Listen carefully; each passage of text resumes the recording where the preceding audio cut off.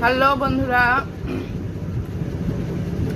কেমন আছো সবাই? আশা করি সবাই ভালো আছো, আমিও ভালো আছি। আজকে দেখো দুপুরে বসেছি, দেখতেই পাচ্ছ হলুদ হলুদ চারিদিকে। এই হলো চিকেন। অনেকদিন থেকে ইচ্ছে করছিল একটু চিকেন দিয়ে খাবো, আর চিকেন হলে দেখো যে পাতা নিয়ে বসে পড়ি, কারণ মাংস হলেই মনে হয় যেন যে পাতায় খাই। আগে কলা পাতায় খেতে ইচ্ছে করতো, বাট এখন তো আর কলা পাতা পাওয়া যায় না, সেই কারণে এমনি এইসব পাতাই কিনে এর মধ্যেই খাই। কিন্তু চিকেনটা জাস্ট দারুণ হয়েছে, আমি নিজে রান্না করেছি বলে নয়, ভালো হয়েছে।